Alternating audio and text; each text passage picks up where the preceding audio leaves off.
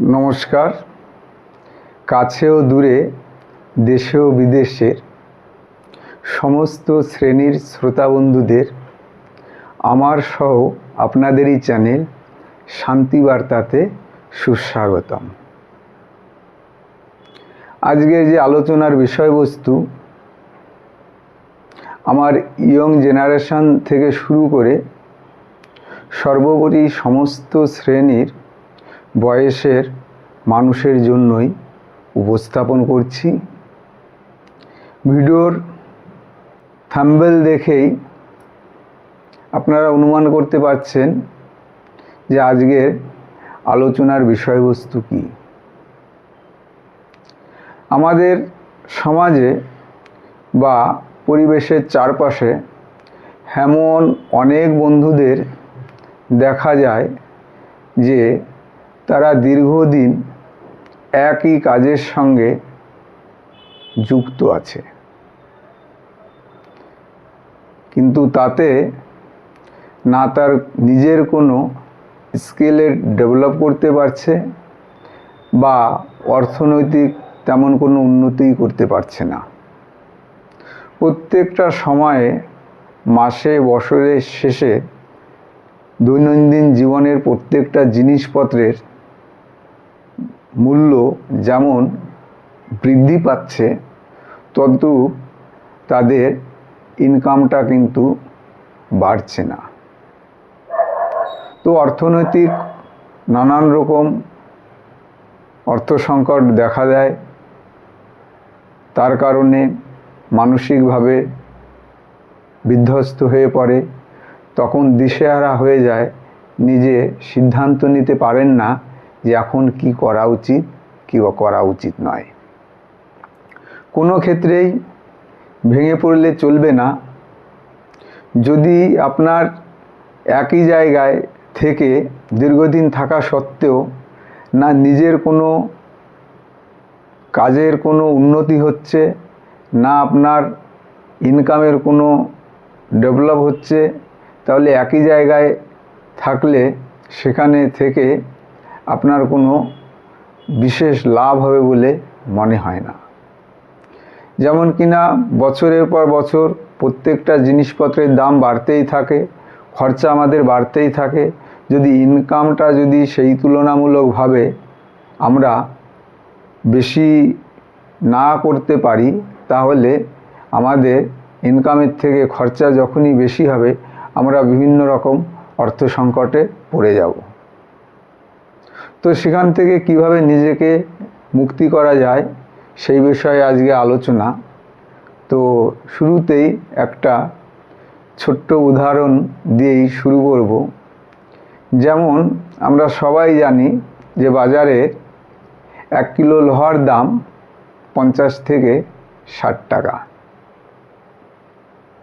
কিন্তু ওই লোহাটাই কোনো কারিগর কিনে যদি ঘোড়ার নাল তৈরি করে বিক্রি করেন, তাহলে ওই 50-60 টাকার যে লোহাটা, সেইটাই 2500 থেকে 3000 টাকা বিক্রি করতে পারেন।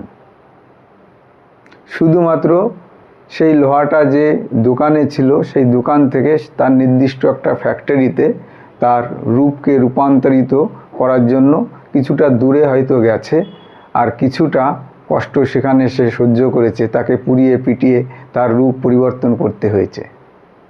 যদিও সেটা নির্জীব, তার জীবন নেই, তথাপিও বোঝানোর জন্য বলা আর কি। সেম ওই লোহাটাই দিয়ে যদি আবার কোনো ফ্যাক্টরিতে নিয়ে যাওয়া হয় এবং সেগুলি দিয়ে যদি তার রূপের পরিবর্তন করে ঘড়ির স্প্রিং বা লিভার বা গিয়ার তৈরি করা হয়, তাহলে তার দাম গিয়ে দাঁড়াবে কয়েক ডলারেরও বেশি।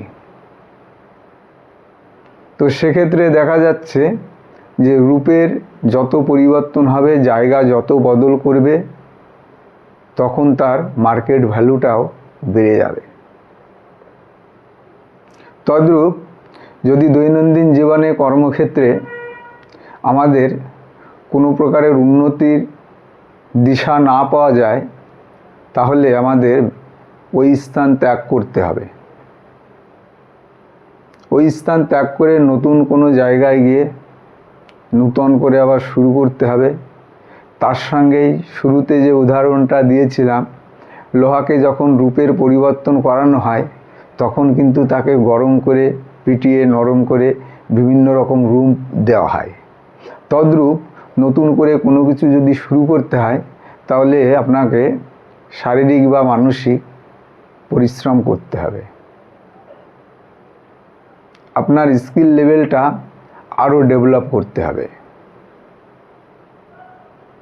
তাহলেই আপনি একটা উচ্চ শিখরে পৌঁছাতে পারবেন। সাধারণত একটা জিনিস যদি এইভাবে তার রূপের পরিবর্তন করে তাকে তার ভ্যালুটাকে বাড়ানো যায়, তাহলে আমরা তো মানুষ, আমরাই তো সেগুলি করি, যে কোনো কাজ অসম্ভবকে সম্ভব করতে পারি।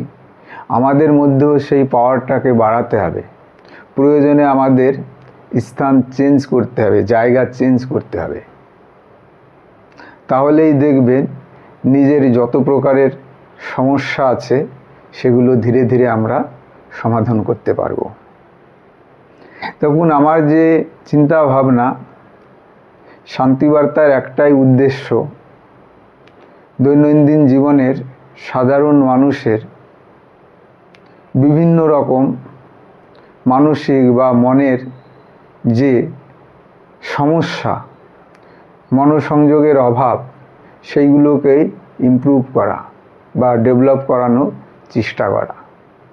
তো এই ভিডিওর মাধ্যমে আপনাদের যদি কোথাও কোনো উপকারে লেগে থাকে তাহলে অতি অবশ্যই নিজেদের প্রিয়জন ও বন্ধুবান্ধবদের ভেতর এই ভিডিওটার প্রচার ও প্রসার করাতে হবে। ভিডিওটাকে সাবস্ক্রাইব করবেন, লাইক করবেন এবং কমেন্ট করতে ভুলবেন না। আপনারা আপনাদের মূল্যবান বক্তব্য অবশ্যই কমেন্টের মাধ্যমে আমার কাছে পৌঁছে দেবেন এবং কোনো বিষয়ে কোনো জিজ্ঞাসা থাকলে অপকটে সেগুলি জিজ্ঞাসা করতে পারেন। সবাই খুব ভালো থাকবেন, সুস্থ থাকবেন, এই কামনায় আজকে এখানেই শেষ করছি। নমস্কার।